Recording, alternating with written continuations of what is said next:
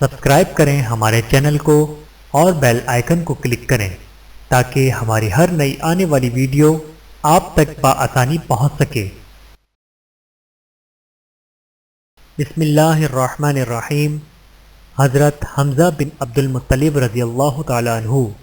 حضرت حمزہ بن عبد المطلب رضی اللہ تعالیٰ عنہ کا تعلق مکہ شہر میں قبیلہ قریش کے انتہائی مشہور و معزز ترین خاندان بنو ہاشم سے تھا۔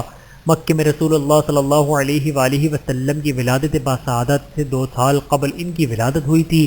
حضرت حمزہ رضی اللہ تعالیٰ عنہ رسول اللہ صلی اللہ علیہ وآلہ وسلم کے چچا نیز رضائی بھائی تھے۔ ابو لہب کی کنیز صوبیہ، جس نے آپ صلی اللہ علیہ وآلہ وسلم کی ولادت باسعادت کے فوری بعد آپ صلی اللہ علیہ وآلہ وسلم کو دودھ پلایا تھا، اسی نے انہیں بھی دودھ پلایا تھا۔ مکہ شہر میں اور اس معاشرے میں ابتدا سے حضرت حمزہ رضی اللہ تعالیٰ عنہ کی بڑی حیثیت اور بہت زیادہ قدر و منزلت تھی۔ خاندان بنو ہاشم کے چشم و چراغ تھے۔ شجاعت و بہادری میں اپنی مثال آپ تھے۔ ان کی شخصیت میں ایک خاص قسم کا رعب، جلال اور وقار پایا جاتا تھا۔ دین اسلام کا ابتدائی دور جو کہ مسلمانوں کے لیے انتہائی مشکلات سے بھرپور تھا، اسی دور میں جب نبوت کا چھٹا سال چل رہا تھا، ایک روز رسول اللہ صلی اللہ علیہ وآلہ وسلم جب صفا کے قریب کسی جگہ سے گزر رہے تھے، تب اتفاقاً وہاں ابو جہل بھی آ پہنچا۔ آپ صلی اللہ علیہ وآلہ وسلم کو اس نے بہت زیادہ برا بھلا کہا، انتہائی نازیبا قسم کی باتیں کی اور خوب حرزسائی کرتا رہا۔ آپ صلی اللہ علیہ وآلہ وسلم نے اس کی اس بےہودگی کا کوئی جواب نہیں دیا۔ تب وہ اپنی اس فضول اور بےہودہ گفتگو کے بعد اور آپ صلی اللہ علیہ وآلہ وسلم کی شان میں اس قدر گستاخی کے بعد وہاں سے کچھ فاصلے پر سرداران قریش کی ایک محفل میں جا کر بیٹھ گیا اور ان کے ساتھ ادھر ادھر کی ہانکنے میں مشغول ہو گیا۔ اتفاقاً اس وقت وہاں صفا کے قریب ایک کنیز کھڑی ہوئی تھی۔ رسول اللہ صلی اللہ علیہ وآلہ وسلم کے ساتھ بدبخت ابو جہل نے جس طرح گستاخی اور بدسلوکی کی تھی، اس نے یہ تمام منظر اپنی آنکھوں سے دیکھا تھا اور اسے اس بات پر بہت ہی رنج اور صدمہ محسوس ہو رہا تھا کہ محمد صلی اللہ علیہ وآلہ وسلم جیسے انتہائی شریف، معصوم، اچھے اور سچے انسان کے ساتھ بلا وجہ اور ناحق اس قدر بدسلوکی آخر کیوں؟ اسی دوران حضرت حمزہ رضی اللہ تعالیٰ عنہ وہاں سے گزرے جو کہ شکار کی غرض سے کہیں گئے ہوئے تھے اور اب وہاں سے واپس آ رہے تھے، لہذا ہاتھ میں تیر کمان تھامے ہوئے تھے۔ کنیز نے جب انہیں دیکھا تو ان کے سامنے تمام ماجرا بیان کرتے ہوئے کہا کہ ابھی کچھ ہی دیر قبل ابو جہل نے یہاں آپ کے بھتیجے محمد صلی اللہ علیہ وآلہ وسلم کے ساتھ بہت زیادہ بدسلوکی کا برتاؤ کیا ہے اور بغیر کسی سبب کے ان کے سامنے بہت مغلظات بکی ہیں۔ تب حضرت حمزہ رضی اللہ تعالیٰ عنہ سیدھے اس محفل میں پہنچے جہاں ابو جہل بڑے سرداران قریش کے درمیان بیٹھا ہوا تھا۔ وہاں پہنچتے ہی انہوں نے کسی سے کوئی بات کیے بغیر فوری طور پر اچانک پوری قوت کے ساتھ اپنی کمان ابو جہل کے سر میں مار دی، جس کی وجہ سے اس کے سر سے خون بہنے لگا۔ اچانک اور بالکل ہی غیر متوقع طور پر یہ منظر دیکھ کر تمام سرداران قریش حیرت زدہ رہ گئے اور حمزہ رضی اللہ تعالیٰ عنہ کو روکنے کی غرض سے ان کی طرف لپکے اور یوں کہنے لگے، حمزہ یہ آپ کیا کر رہے ہیں؟ تب ابو جہل بولا، میں سمجھ گیا، دراصل ابھی کچھ ہی دیر قبل میں نے ان کے بھتیجے محمد صلی اللہ علیہ وآلہ وسلم کو برا بھلا کہا تھا، شاید انہیں خبر ہو گئی ہے، یہ اسی کا بدلہ انہوں نے لیا ہے مجھ سے۔ اور تب تمام سرداران قریش حضرت حمزہ رضی اللہ تعالیٰ عنہ کی جانب متوجہ ہو کر کہنے لگے، حمزہ آپ کو معلوم ہے کہ آپ کا بھتیجا آبا و اجداد کے دین کو چھوڑ کر کسی نئے دین کی تبلیغ کر رہا ہے اور یہ چیز ہمارے درمیان بڑے فتنے کا باعث بن رہی ہے۔ اس پر حضرت حمزہ رضی اللہ تعالیٰ عنہ نے جواب میں یوں فرمایا، خوب اچھی طرح سن لو تم سب، آج سے میں بھی اسی دین میں شامل ہو رہا ہوں، اسی دین کو قبول کر رہا ہوں کیونکہ وہی دین برحق ہے۔ تم میں سے کوئی مجھے روک سکتا ہے تو روک لے، میں جا رہا ہوں۔ اور پھر حضرت حمزہ رضی اللہ تعالیٰ عنہ رسول اللہ صلی اللہ علیہ وآلہ وسلم کی تلاش میں وہاں سے روانہ ہو گئے، خدمت اقدس میں حاضری دی، آمد کا مقصد بیان کیا، دین اسلام قبول کیا، رسول اللہ صلی اللہ علیہ وآلہ وسلم کے سامنے کلمہ حق پڑھا، اشہد ان لا الہ الا اللہ واشہد ان محمد رسول اللہ، اور یوں مسلمان ہو گئے۔ ان کے قبول اسلام کی وجہ سے رسول اللہ صلی اللہ علیہ وآلہ وسلم کو تمام مسلمانوں کو انتہائی مسرت ہوئی، جبکہ مشرکین کے لیے یہ بات بڑے ہی صدمے اور پریشانی کا سبب بنی کیونکہ اس معاشرے میں ان کا جو بہت بڑا اثر و رسوخ تھا، اس کو مد نظر رکھتے ہوئے ان کا قبول اسلام مسلمانوں کے لیے بڑی کامیابی جبکہ مشرکین کے لیے بڑا خسارہ تھا۔ حسن اتفاق ملاحظہ ہو کہ حضرت حمزہ بن ابو المطلب رضی اللہ تعالیٰ عنہ کے قبول اسلام کے محض 2 دن بعد ہی بالکل اچانک اور غیر متوقع طور پر مکے کی ایک اور بہت ہی اہم ترین شخصیت یعنی حضرت عمر بن خطاب رضی اللہ تعالیٰ عنہ بھی مسلمان ہو گئے۔ یکے بعد دیگرے ان 2 عظیم ترین انتہائی بااثر اور طاقتور شخصیات کا اچانک قبول اسلام مشرکین مکہ کے لیے یہ ایسا صدمہ تھا کہ جس کی وجہ سے ان میں صف ماتم بچ گئی، ان کے دل مرجھانے لگے اور ان کے حوصلے پست پڑنے لگے۔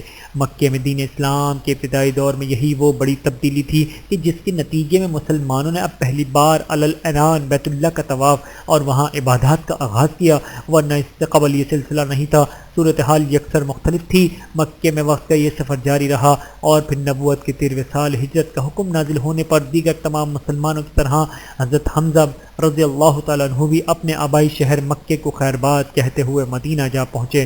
ہجرت مدینہ کے بعد اگلے ہی سال یعنی 2 ہجری میں حق و باطل کے مابین پیش آنے والے اولین معرکے کے بعد غزوہ بدر کے موقع پر حضرت حمزہ رضی اللہ تعالیٰ عنہ پیش رہے اور انتہائی بہادری اور دلیری کا مظاہرہ کرتے ہوئے بڑی ہی بے جگری سے لڑے۔ بیک وقت دونوں ہاتھوں میں تلوار لیے ہوئے جب یہ کسی بھپرے ہوئے شیر کی مانند مشرکین کے لشکر پر جھپٹے تو لوگ انتہائی حیرت کے ساتھ انہیں بس دیکھتے ہی رہ گئے۔ اور پھر اگلے ہی سال یعنی سن 3 ہجری میں جب مشرکین مکہ دوبارہ چلے آئے تھے مسلمانوں سے اپنی شکست کا بدلہ لینے کی خاطر، تب ابتدا میں مسلمان تقریباً یہ جنگ جیت ہی چکے تھے، لیکن پھر اچانک اپنی ہی ایک غلطی کی وجہ سے مسلمان اپنی یہ جیتی ہوئی جنگ ہار گئے تھے اور اس وقت بہت زیادہ افراتفری پھیل گئی تھی۔ مسلمان اپنی صفوں میں نظم و ضبط برقرار نہیں رکھ سکے تھے۔ ایسے میں حضرت حمزہ رضی اللہ تعالیٰ عنہ بڑی ہی استقامت اور پامردی کے ساتھ مشرکین کے خلاف جنگ میں مشغول و منہمک رہے۔ اس حوالے سے قابل ذکر بات یہ ہے کہ غزوہ احد سے قبل غزوہ بدر کے موقع پر چونکہ متعدد سرداران قریش اور نامی گرامی شہسوار حضرت حمزہ رضی اللہ تعالیٰ عنہ کے ہاتھوں مارے گئے تھے، لہٰذا ان کے رشتہ داروں میں سے بہت سے جنگجو اب احد کے موقع پر محض حضرت حمزہ رضی اللہ تعالیٰ عنہ سے اپنا انتقام لینے کے غرض سے وہاں پہنچے تھے اور انہوں نے بطور خاص بس انہی پر نظر رکھی ہوئی تھی۔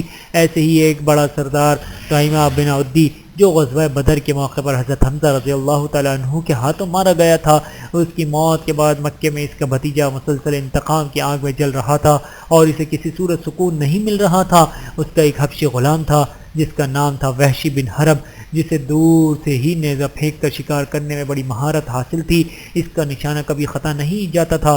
جنگ احد سے قبل مشرکین مکہ جن دنوں مسلمانوں کے خلاف خوب زور شور کے ساتھ تیاری میں مصروف تھے، ان کا جنگی جنون جب عروج پر تھا، ایسے میں ایک روز وحشی کے آقا نے اسے مخاطب کرتے ہوئے یوں کہا، کیا تمہیں آزادی کی تمنا ہے؟ اپنے آقا کی زبانی یہ بات سن کر وحشی حیرت زدہ رہ گیا، اسے اپنے کانوں پر یقین ہی نہیں آ رہا تھا۔ تب وہ اپنے آقا کی جانب معنی خیز نگاہوں سے دیکھنے لگا، گویا وہ اس بارے میں مزید وضاحت چاہتا ہو۔ تب اس کے آقا نے اس کی جانب بغور دیکھتے ہوئے یوں کہا، دیکھو وحشی، مسلمانوں کے خلاف جنگ کی غرض سے ہم لوگ بس چند ہی دنوں میں مدینہ کی جانب کوچ کرنے والے ہیں۔ اگر تم بھی ہمارے ساتھ چلو اور وہاں میدان جنگ میں حمزہ کو قتل کر ڈالو تو میں تمہیں بطور انعام آزاد کر دوں گا۔ ظاہر ہے کہ وحشی کے لیے اس سے بڑا لالچ اور کیا ہو سکتا تھا، لہٰذا محض حضرت حمزہ رضی اللہ تعالیٰ عنہ کو قتل کرنے کی خاطر اور اس کے عوض اپنی آزادی کے لالچ میں مشرکین مکہ کے لشکر کے ہمراہ وہ بھی مدینہ کی جانب روانہ ہو گیا۔ لشکر مسلسل مدینہ کی جانب پیش قدمی کرتا رہا۔ اس دوران وحشی روزانہ بڑے ہی اہتمام سے اپنا نیزہ تیز کرتا رہا۔ اس کا تیز دھار اور چمکدار نیزہ دھوپ میں خوب چمکتا ہوا دور سے ہی نظر آیا کرتا تھا، جسے دیکھ کر بڑے بڑے سرداران قریش اس کے خوب حوصلہ افزائی کیا کرتے تھے۔ اسی کیفیت میں وحشی مشرکین مکہ کے لشکر کے ہمراہ وہاں پہنچا تھا اور احد کے میدان میں اس نے حضرت حمزہ رضی اللہ تعالیٰ عنہ کو تلاش کیا اور پھر مسلسل انہی پر نگاہ مرکوز کیے رکھی اور مسلسل ان کے تعاقب میں رہا۔ حضرت حمزہ رضی اللہ تعالیٰ عنہ اس موقع پر جس بے جگری سے لڑ رہے تھے، اس پر یہ وحشی بار بار لرز اٹھا، اس کی سراپا پر عجیب سا خوف طاری ہونے لگتا۔ اتنی ہمت وہ کہاں سے لاتا کہ ان کے قریب جا کر وار کرے، اور دور سے وار کرنے کا کوئی مناسب موقع نہیں مل رہا تھا۔ اسی دوران مشرکین مکہ کے نامور بہادروں میں سے صبا بن عبد العزیٰ نامی ایک شخص کی نظر حضرت حمزہ رضی اللہ تعالیٰ عنہ پر پڑی۔ اس نے جب انہیں دونوں ہاتھوں میں تلوار لیے ہوئے اس قدر بہادری بجگری کے ساتھ لڑتے دیکھا تو انہیں مخاطب کرتے ہوئے چلایا، اے حمزہ ذرا مجھ سے مقابلہ کرو۔ تب حضرت حمزہ رضی اللہ تعالیٰ عنہ برق رفتاری کے ساتھ اس کی جانب لگ کے اور اس پر بھرپور وار کیا۔ اگلے ہی لمحے تکبر و غرور کا وہ پتلا زمین بوس ہو گیا۔ تاہم ابھی تک حضرت حمزہ رضی اللہ تعالیٰ عنہ اسی کی طرف متوجہ تھے۔ اس وقت ان کی پشت ایک درخت کی جانب تھی جس کی آڑ میں وحشی چھپا کھڑا تھا۔ تب وحشی نے موقع غنیمت جانا اور پوری قوت کے ساتھ نیزہ ان کی کمر کے نچلے حصے میں ایک پہلو میں دے مارا، جو کہ اسی وقت آر پار ہو گیا۔ جیسا کہ بعد میں وحشی نے خود بیان کیا کہ نیزہ لگتے ہی حضرت حمزہ رضی اللہ تعالیٰ عنہ نے نہایت غصے کے خوف و دہشت کی کیفیت میں وہاں سے بھاگنے کے لیے مڑا۔ حمزہ بھی میرے تعاقب میں آئے، مگر دو چار قدم کے بعد وہ لڑکھڑائے اور پھر رک گئے اور پھر تھوڑی ہی دیر بعد گر گئے۔ تب میں اپنی جگہ رک گیا اور کچھ دیر رکا ہی رہا، اور جب خوب یقین ہو گیا کہ اب ان کی جان نکل چکی ہے، تب میں نے آگے بڑھ کر ان کے جسم میں پیوست اپنا نیزہ نکالا اور وہاں سے چلتا بنا، کیونکہ مجھے اب اور کوئی غرض نہیں تھی، میرا مقصد پورا ہو چکا تھا۔ جنگ احد کے موقع پر مشرکین مکہ کی عورتیں ان مشرکین کی دلجوئی نیز حوصلہ افزائی کے غرض سے بڑی تعداد میں ہمراہ آئی تھیں۔ مشرکین مکہ کے سپہ سالار ابو سفیان، جو بعد میں فتح مکہ کے موقع پر مسلمان ہو گئے تھے، کی بیوی ہند بھی ان عورتوں میں شامل بلکہ پیش تھی۔ ایک تو سپہ سالار کی بیوی ہونے کی وجہ سے لشکر میں اس کی خاص حیثیت اور بڑی شان تھی۔ مزید یہ کہ غزوہ بدر کے موقع پر اس کا باپ عتبہ بن ربیعہ، چچا شیبہ بن ربیعہ اور بھائی ولید بن عتبہ، جن کا شمار مکے کے بڑے معزز ترین افراد میں ہوتا تھا، تینوں ہی مسلمانوں کے ہاتھوں مارے گئے تھے، اور اسی وجہ سے ہند کے دل و دماغ پر مسلمانوں سے انتقام کا جنون سوار تھا۔ لہذا اس جنگ کے موقع پر مسلمانوں کے خلاف وہ خوب سرگرمی کا مظاہرہ کر رہی تھی۔ مشرکین مکہ کے بڑے بڑے سرداروں کی بیگمات کی قیادت کرتے ہوئے وہ لشکر میں گھوم پھر کر نہایت جوش و خروش کے ساتھ مسلمانوں کے خلاف اشتعال انگیزی میں مصروف تھی، اور پھر جنگ کے خاتمے کے بعد مسلمان شہداء کے درمیان گھوم پھر کر وہ دیوانہ وار خوشی منا رہی تھی۔ اسی دوران جب اس کی نظر حضرت حمزہ رضی اللہ تعالیٰ عنہ کے جسد مبارک پر پڑی تو اس کی خوشی کی انتہا نہ رہی، اور تب اس پر جنونی کیفیت طاری ہونے لگی، کیونکہ غزوہ بدر کے موقع پر اس کا مغرور و متکبر باپ عتبہ حضرت حمزہ رضی اللہ تعالیٰ عنہ کے ہاتھوں ہی مارا گیا تھا۔ لہٰذا اب اس نے انتقام کی آگ بجھانے کی خاطر وہاں احد کے میدان میں خوب زور و شور کے ساتھ اپنا مکروہ قبیح ترین کام شروع کر دیا، اور انتہائی درندگی و صفاقی کا مظاہرہ کرتے ہوئے حضرت حمزہ رضی اللہ تعالیٰ عنہ کے جسم سے مختلف اعضاء نوچ نوچ کر کاٹنے لگی۔ ناک، کان کاٹے، آنکھیں نکالی، پھر بھی تسلی نہیں ہوئی، تب سینہ چاک کیا، کلیجہ نکالا اور اسے چبانے لگی۔ نگلنے کی کوشش کرتی رہی لیکن نگل نہیں سکی، تب غصے میں اگل کر وہاں سے چلتی بنی، اور جب اسے یہ بات معلوم ہوئی کہ حضرت حمزہ رضی اللہ تعالیٰ عنہ کو وحشی نے قتل کیا ہے، تو وہ وحشی کی تلاش کرتی ہوئی اس کے پاس پہنچی اور اپنے گلے سے ہار اتارا، پھر کانوں سے بالیاں بھی اتاری، اور اپنے یہ قیمتی زیورات بطور انعام وحشی کے حوالے کرتے ہوئے اسے یہ تاکید کی، ان زیورات کو خود سنبھال کر رکھنا کیونکہ یہ بہت ہی قیمتی ہیں۔ رسول اللہ صلی اللہ علیہ وآلہ وسلم نے جب حضرت حمزہ رضی اللہ تعالیٰ عنہ کو تلاش کرتے ہوئے وہاں پہنچے اور ان کا یہ حال دیکھا تو آپ صلی اللہ علیہ وآلہ وسلم انتہائی رنجیدہ ہو گئے۔ آپ صلی اللہ علیہ وآلہ وسلم کی آنکھوں سے آنسو بہنے لگے۔ مزید یہ کہ اس موقع پر آپ صلی اللہ علیہ وآلہ وسلم کی ہچیاں بھی سنی گئیں، جبکہ اس کے سوا کسی اور موقع پر کبھی آپ صلی اللہ علیہ وآلہ وسلم کی ہچکیاں نہیں سنی گئیں۔ وہاں آپ صلی اللہ علیہ وآلہ وسلم کے ہمراہ موجود صحابہ کرام رضوان اللہ عنہم اجمعین نے جب آپ صلی اللہ علیہ وآلہ وسلم کو اس قدر رنجیدہ و افسردہ دیکھا تو وہ قسم کھا کر کہنے لگے، آئندہ اگر کبھی ہمیں ان مشرکین مکہ کے مقابلے میں فتح نصیب ہوئی تو ہم ان کا ایسا مسئلہ کریں گے کہ تاریخ میں مثال نہیں مل سکے گی۔ اور تب خود رسول اللہ صلی اللہ علیہ وآلہ وسلم نے بھی یہ قسم کھائی، اگر ہمیں ان کے مقابلے میں فتح نصیب ہوئی تو ہم ان کے 30 آدمیوں کا ایسا ہی مسئلہ کریں گے۔ اور تب آسمانوں سے اللہ سبحانہ وتعالی کی طرف سے یہ آیت نازل ہوئی، وَإِنْ عَاقَبْتُمْ فَعَاقِبُوا بِمِثْلِ مَا عُوقِبْتُمْ بِهِ وَلَئِنْ صَبَرْتُمْ لَهُ خَيْرٌ لِّلصَّابِرِينَ وَاصْبِرُوا وَمَا صَبْرُكَ إِلَّا بِاللَّهِ وَلَا تَحْزَنْ عَلَيْهِمْ وَلَا تَكُ فِي ضَيْقٍ مِّمَّا يَمْكُرُونَ إِنَّ اللَّهَ مَعَ الَّذِينَ اتَّقَوْا وَالَّذِينَ هُمْ مُحْسِنُونَ۔ سورۃ النحل آیت نمبر 126، 27، 28۔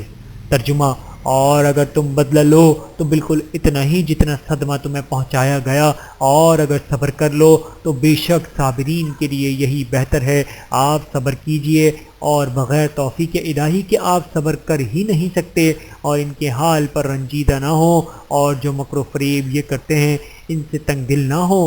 یقین مانو کہ اللہ پرہیزگاروں اور اچھے کام کرنے والوں کے ساتھ ہے۔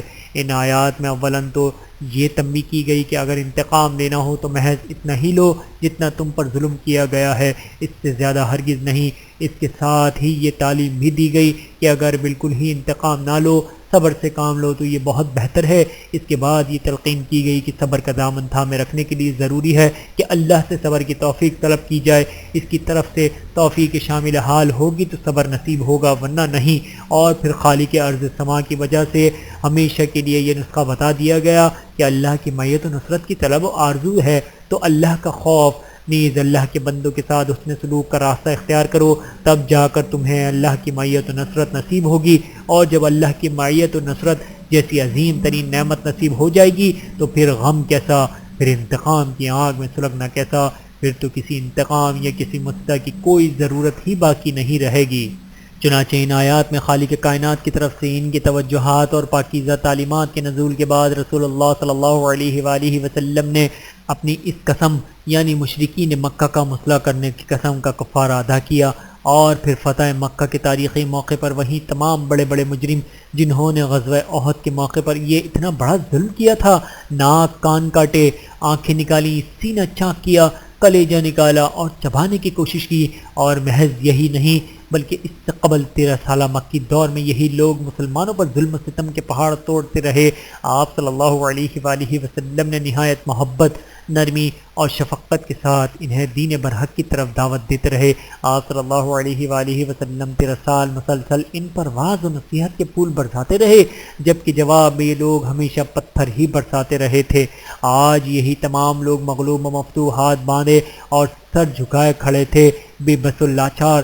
تب اس موقع پر آپ صلی اللہ علیہ وآلہ وسلم نے انہیں مذکورہ آیات میں اپنے رب کی طرف سے نازل فرمودہ تعلیمات و توجیہات کے مستاق کے طور پر صبر اور عفو و درگزر کا ایسا مظاہرہ فرمایا تھا کہ عفو و درگزر کے باب میں یقیناً تمام تاریخ عالم اس جیسی کوئی اور مثال پیش کرنے سے ہمیشہ عاجز و قاصر ہی رہے گی۔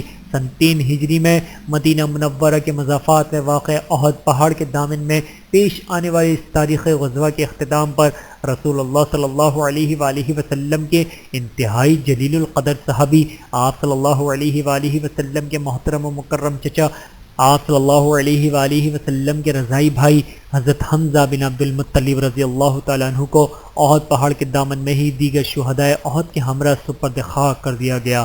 بوقت شہادت ان کی عمر 58 برس تھی۔